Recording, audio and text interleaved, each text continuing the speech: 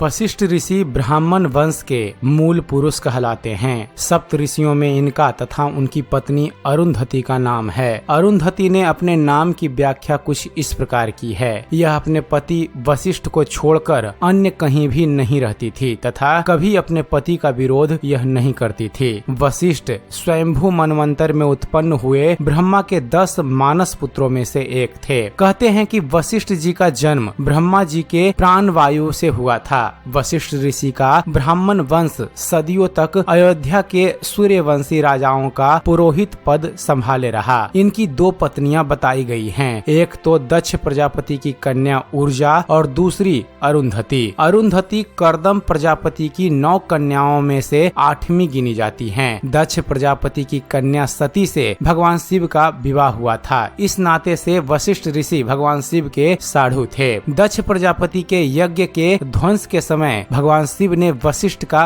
वध किया था। अरुंधति के अलावा शतरूपा भी वशिष्ठ जी की ही पत्नी मानी गई है। दोस्तों, वशिष्ठ अरुंधति का नाम सदा आदर से लिया जाता है। अरुंधति पतिव्रता सन्नारियों में उज्जवल स्थान प्राप्त किए हुए हैं। सप्त ऋषि तारा मंडल में अन्य ऋषियों के साथ अरुंधति को एकमात्र स्त्री और पत्नी जो पति के सदैव साथ रहती है होने का गौरव प्राप्त है। पाश्चात्य वैज्ञानिकों ने ध्रुव से कुछ नीचे उत्तर दिशा को प्रज्वलित करते हुए इस तारा मंडल का नाम द ग्रेट वियर रखा है और सर्वोच्च स्थान पर स्थित ध्रुव तारे को पोलर वियर कहा जाता है। दोस्तों, पुराणों में वर्णित है कि वशिष्ठ की पत्नी शतरूपा के वीर नामक पुत्र को कर्दम प्रजापति की पुत्री काम्या से विवाह होने के पश्चात प्रियव्रत तथा उतानपाद नामक 2 पुत्र हुए। उतानपाद को अत्रि ऋषि ने गोद लिया और उन्हीं के ध्रुव नामक पुत्र हुए। अरुंधति कर्दम प्रजापति तथा माता देहूति की कन्या थी।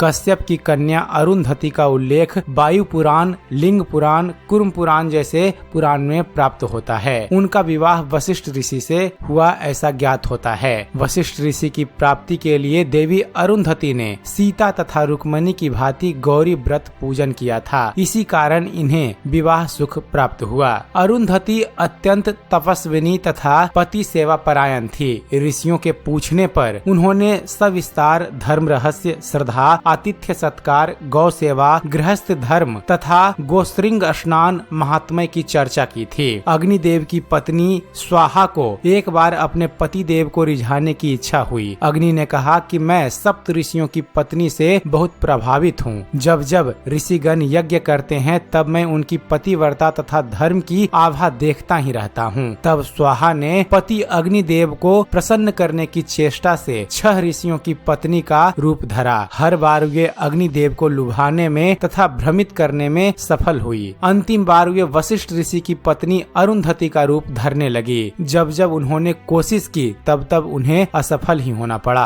अरुंधति देवी सी पतिव्रता के तेज के आगे छल कपट व मायावी शक्तियाँ व्यर्थ हो गयी। तब संपूर्ण विश्व ने जाना कि देवी अरुंधति धर्म में कितनी अटल थी। एक बार सप्त ऋषिगण भद्रपाचन तीर्थ हिमालय में फल मूल लाने गए थे। तब 12 वर्षों तक वर्षा बंद हो गई थी, अतः सप्त ऋषि हिमालय पर ही रुक गए। भगवान शिव शंकर अरुंधति की परीक्षा लेने हेतु दरिद्र ब्राह्मण का रूप धरकर वशिष्ठ जी के आश्रम में पधारे। अरुंधति के पास कुछ न था, सो उन्होंने लोहे के बेर भगवान शिव शंकर को दिए। भगवान शिव शंकर ने कहा, देवी मैं निर्धन हूँ, कहाँ पकाता फिरूंगा, आप ही पका दीजिए। अरुंधति ने अग्नि पर बेरों को पकाने को रखा और समय व्यतीत हुए। इस आशय से अनेक धर्म ज्ञान के विषयों पर ब्राह्मण से चर्चा आरंभ की। चर्चा में लीन अरुंधति को पता भी न चला कि 12 वर्ष व्यतीत हो गए। सप्त ऋषिगण फल मूल लेकर लौटे। तब भगवान शिव शंकर अपने असली स्वरूप में प्रकट हुए। उन्होंने अरुंधति की कड़ी तपस्या की भूरी भूरी प्रशंसा की और तभी से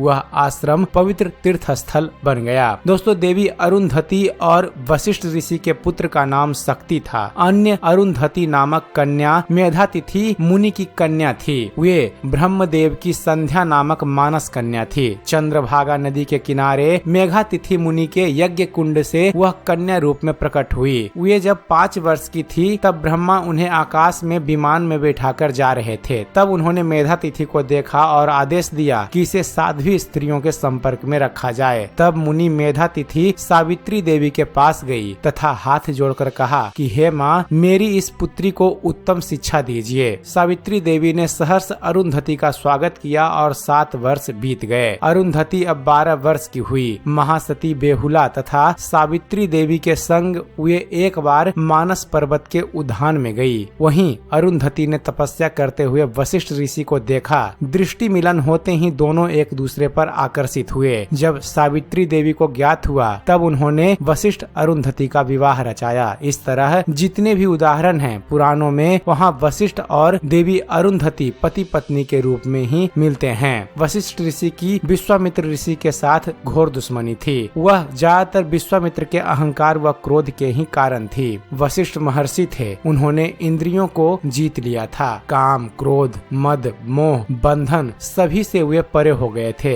विश्वामित्र जी ने नंदिनी नामक कामधेनु का वशिष्ठ आश्रम से हठ पूर्वक अपहरण करना चाहा, किंतु वे असफल रहे। विश्वामित्र जी ऋषि गायत्री मंत्र सिद्ध कर पाए, परंतु अपने दर्प को वह नहीं जीत पाए। वशिष्ठ की शांति व संयम को भंग करने के लिए तब उन्होंने वशिष्ठ पुत्र शक्ति की हत्या कर दी। माता अरुंधति पुत्र वियोग में रो पड़ी, परंतु धीर संयमी जितेंद्रिय वशिष्ठ ने अंधेरी रात्रि में अरुंधति को ढाढ़स बंधाया। वशिष्ठ ऋषि ने कहा, हे माता, मैं तुम्हारे शोक को समझ पाता हूँ, तुम्हारे अश्रु को छू सकता हूँ, तुम्हारी मनोवेदना को अनुभव कर पाता हूँ, परंतु इस क्षण मेरा मन विश्वामित्र के लिए रो रहा है। मुझे उस पर दया आ रही है। तब अरुंधति ने रुधिर कंठ से पूछा, क्यों नाथ, आपको विश्वामित्र के प्रति इस भयानक क्षण में क्यों सहानुभूति हो रही है? वशिष्ठ ने उत्तर दिया, मुझ पर क्रोध करके विश्वामित्र अपने तप की, बल की, वीर्य की, अपने मन की शांति का नाश कर रहे हैं। शक्ति हमारा पुत्र था, उसका वध करके विश्वामित्र को कुछ प्राप्त न हुआ। मुझे दुख है कि गायत्री मंत्र का दृष्टा गंभीर तपस्वी पता नहीं क्यों मुझ पर अपना वर्चस्व स्थापित करना चाहता है। वह जीते जी अपने आप को कुमार्ग पर चलने वाले ज्ञानी व तपस्वी के प्रति दया भाव से मैं विगलित हो रहा हूँ। काश परम कृपालु परमात्मा उन्हें सन्मति दें और सच्ची राह उन्हें सुझा दें। वशिष्ठ का मन से निकला आशीर्वाद सुनकर विश्वामित्र, जो छुपकर सारी बात सुन रहे थे, ब्रह्म ऋषि के चरणों में गिर पड़े। वे फूट फूट कर रोने लगे। वशिष्ठ ऋषि जी ने बड़ी कोमलता से उन्हें उठाया, बड़ी स्निग्धता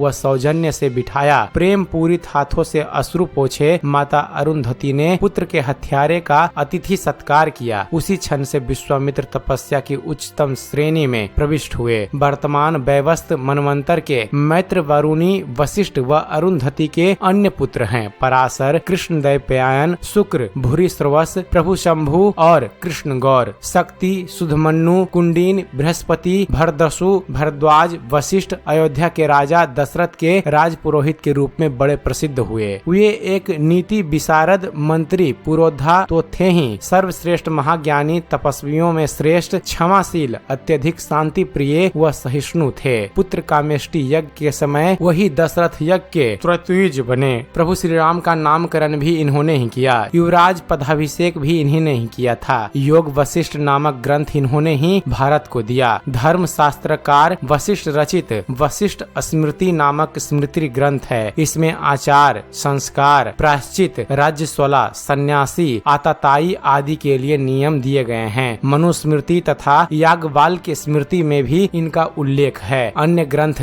वशिष्ठ कल्प, वशिष्ठ तंत्र, वशिष्ठ पुराण, वशिष्ठ शिक्षा, वशिष्ठ संहिता, वशिष्ठ श्रद्धा कल्प इत्यादि इन्होंने ही लिखे हैं। तो दोस्तों, यह थी जानकारी वशिष्ठ ऋषि और उनकी पत्नी देवी अरुंधति के बारे में। उम्मीद करते हैं फ्रेंड्स आप सभी को हमारा यह वीडियो पसंद आया होगा। अगर वीडियो पसंद आया हो तो वीडियो को लाइक और शेयर करना ना भूलिएगा। और दोस्तों, ऐसे ही ज्ञानवर्धक वीडियो देखते रहने के लिए आप हमारे इस चैनल ज्ञान मंथन को सब्सक्राइब जरूर कीजिएगा। आप हमारे इस चैनल को सब्सक्राइब कीजिए और देखते रहिए, जानते रहिए। धन्यवाद। जय हिंद।